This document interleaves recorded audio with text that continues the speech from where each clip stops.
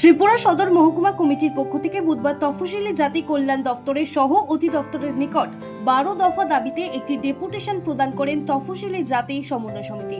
এদিন সংগঠনের সাধারণ সম্পাদক দিলীপ দাস জানান, তপশিলি সম্প্রদায়ভুক্ত ছাত্রছাত্রী, শ্রমজীবী, মৎস্যজীবী, চর্মশিল্পী ও হরিজন সম্প্রদায়ের মানুষের শিক্ষা, কর্মসংস্থান ও সামাজিক সুরক্ষার স্বার্থে এই দাবিগুলি উত্থাপন করা হয়েছে।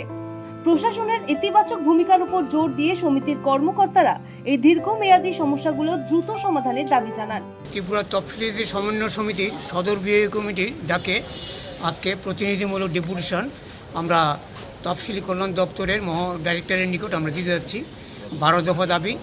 এই দাবির মধ্যে আছে আমাদের তফসিলি অংশের ছাত্রছাত্রীদেরকে স্টাইপেন্ড বৃদ্ধি করা এবং তারা যে হোস্টেল থাকে হোস্টেল মেরামত করা এবং হোস্টেলের সুযোগ সুবিধা বৃদ্ধি করা এবং আমাদের যারা মৎস্যজীবী যারা আছেন তারা যারা ফেরি করে ব্যবসা বাণিজ্য করেন তাদেরকে সাইকেল দেওয়া এবং তাদের ইলেকট্রনিক্স মেশিন ওজনের মেশিন দেওয়া এবং তাদেরকে এবং আমাদের যারা চর্মশিল্পী, হরিজন, সভাসুন্দর অংশের লোক তাদেরকে ব্যবসার জন্য কর্পোরেশন থেকে 10,000 টাকা ফি দেওয়া, এটা আগেও দেওয়া হতো।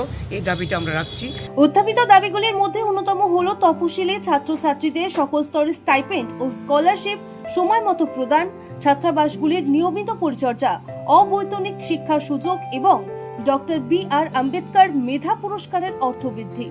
এর পাশাপাশি লন্ড্রিজীবী, চর্মশিল্পী ও মৎস্যজীবী সম্প্রদায়ের জন্য প্রয়োজনীয় সরঞ্জাম ও আর্থিক সহায়তা প্রদান, প্রকৃত মৎস্যজীবীদের হাতে জলাশয় হস্তান্তর, সরকারি আবাসনের উন্নত পরিচর্যা এবং হরিজন সম্প্রদায়ের অনিয়মিত কর্মীদের নিয়মিতকরণের দাবিও জানানো হয়েছে এই ডেপুটেশনে।